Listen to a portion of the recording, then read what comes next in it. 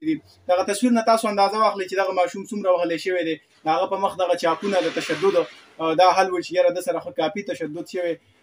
السلام علیکم ګرانو کتونکو، امید لرم چې ښه به یې. کتونکو د سکرین په دې سایډ چې دا کوم ماشوم ښکاري تاسو ته، د ده نوم حماد دی، د 15 کالو دی. د تحصیل تخبۍ سره تعلق لرونکي سیمه چې کومه خادي کلي په نوم یادېږي د هغې سره تعلق لري. خپل پلار نن د تحصیل هیډ کوارټر هسپتال کوم چې په تخبۍ ګنجۍ کې دی هغې ته راوستی سنت دپاره. نو یو ډاکټر صاحب ورته انجکشن لګو. نو ماشوم دی خامخا چې ماشوم ته ستن وخي انجکشن وخي نو چغې وي. نو په بل واټ کې ډاکټر جانزیب په نوم باندې چې کوم ډاکټر په تحصیل هیډ کوارټر هسپتال ګنجۍ کې په ډیوټۍ دی هغه راغلی او دغه ماشوم یې ډېر زیات تشدد یې پې کړی، وال ټکول یې ورسره کړي دي.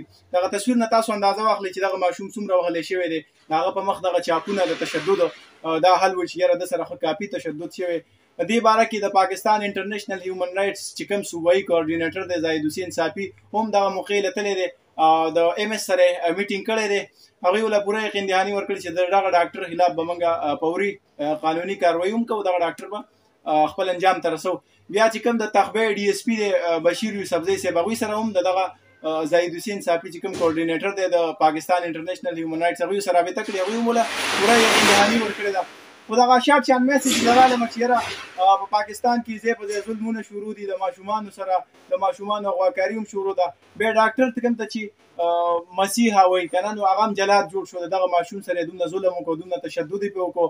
نو دغه ویډیو زیات نه زیات شیر کړي چې دغه ماشوم ته د هغه کورنۍ ته انصاف میلاو شي او په راتلونکي وخت کې څوک داسې ظلم ونه کړي. دغه ماشوم سره ډېر ظلم شوی، په داسې به ماشومانو باندې الله حق هم نشته. نو بیا دغه ډاکټر څوک دی، دی د کوم باغ مولی ده چې دغه ماشوم سره تشدد کوي.